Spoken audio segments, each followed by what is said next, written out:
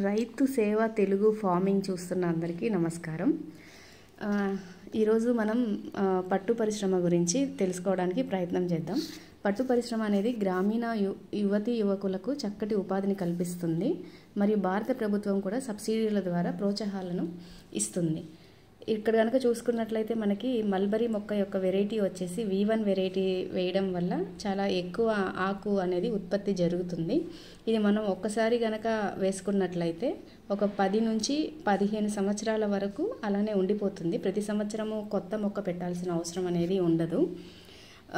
ఈ V1 వెరైటీలో ఎక్కువ పోషకాలు ఉండడం వలన మన గూళ్ళ నాణ్యత కూడా మంచిగా వస్తుంది.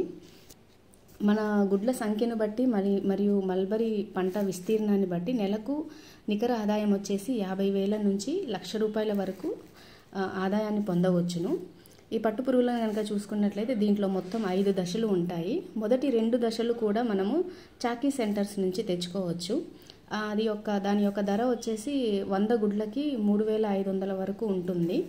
ఇంకా 3వ దశ నుంచి 5వ దశ వరకు కూడా మనం ఈ పట్టు పురుగులని మన రైతుల రేరింగ్ షెడ్లో పెంచుకోవడం అనేది జరుగుతూ ఉంటుంది. సో ఈ 5వ దశ వచ్చిన తర్వాత పురుగు 7 నుంచి 8 రోజుల వరకు ఉంటుంది. ఈ 5వ దశ కంప్లీట్ అయిపోయిన తర్వాత మనకి పట్టు గూళ్ళను అల్లడం ప్రారంభిస్తుంది పట్టు పురుగు లార్వా అనేది. ఈ పట్టు గూళ్ళు అల్లడానికి అనువుగా నేట్రికాలను మనం పరచడం ద్వారా దానికి గూళ్ళ నాణ్యతను పెంచుకోవచ్చు. అది ఎలా అంటే దాని యొక్క సైజు, దాని యొక్క షేప్ అనేది కూడా యూనిఫామ్గా వస్తుంది. సో ఈ 100 గుడ్ల యొక్క దిగుబడి వచ్చేసి 70 నుంచి 80 కేజీల వరకు కక్కున్ అనేది దిగుబడి వస్తుంది.